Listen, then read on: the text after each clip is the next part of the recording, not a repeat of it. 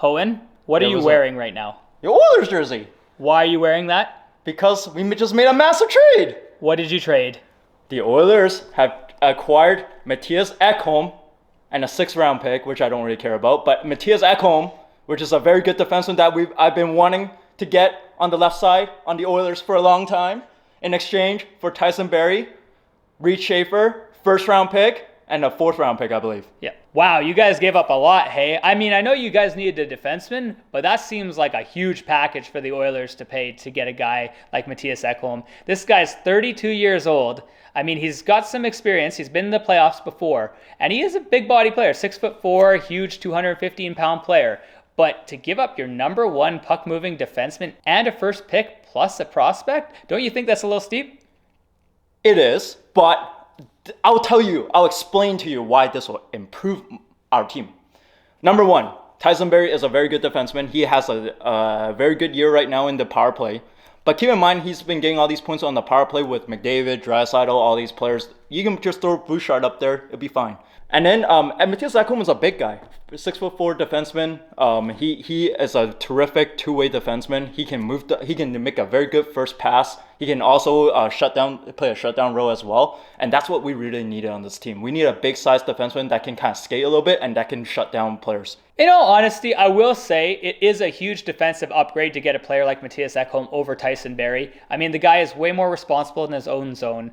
For me, though, I just think that Nashville got a lot for this player. This is a guy who they were clearly looking to get rid of for the last 2 or 3 years. In the offseason, his name would come up a lot in trade talks, and whether they were even going to re-sign him came up. It feels like they were kind of out on him for a while, and I feel like the Oilers didn't really take that into consideration and gave up an awful lot to get this guy. I mean, Tyson Barrie, he has his problems in the defensive zone, but this is a guy who is a really good locker room fit with the boys. He's been there for a while. Yeah. The chemistry he has with these guys, the friendship he has with like McDavid and Draisaitl and that, I worry that this trade might be in the wrong direction for the Oilers.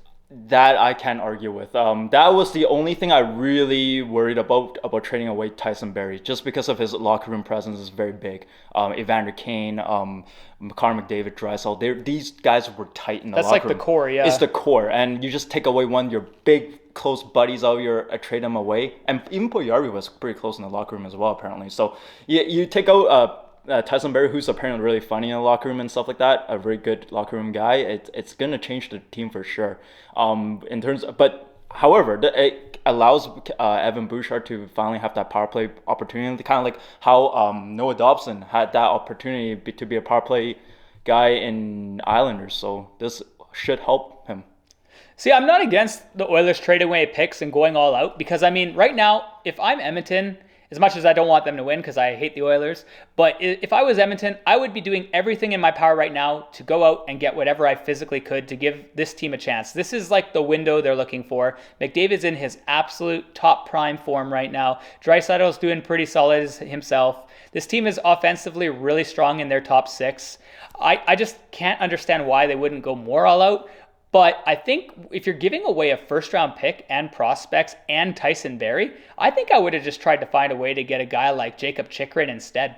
I couldn't argue with that. I want to know what the package was to get what Arizona wants for Jakob Chychrun, because it can't be that much more from this, right? No, I figured it was either one more first-round pick, which I would or have a good happily prospect done. like Broberg, like something like that. I would have happily done that because Jakob Chychrun is a lot younger. He's a lot better defenseman. Better contract. Better contract. Just a better overall player to Mattias Ekholm. There's no question about that. And I would much rather have Jakob Chychrun on my team. But in terms of this on the return, yeah, we did give away a lot to the Nashville Predators.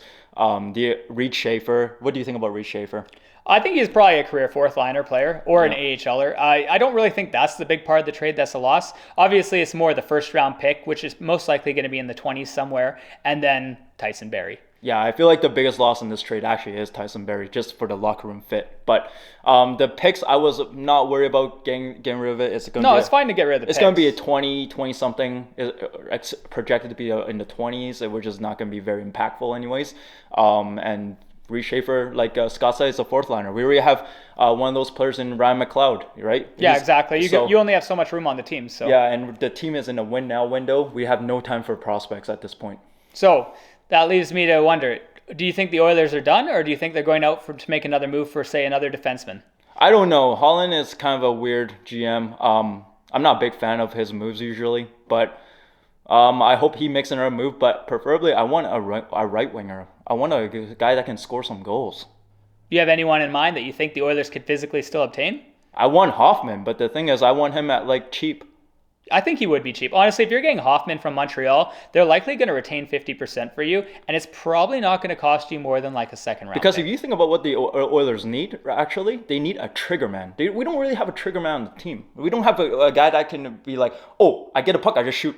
Right? Vander Kane when he's healthy, but he hasn't been healthy lately. Yeah, so we need someone that can just, without thinking, just shoot. Because the problem with I really like our power play. I mean, our power play is the first in the league, whatever. Yeah, you really can't complain about the power play.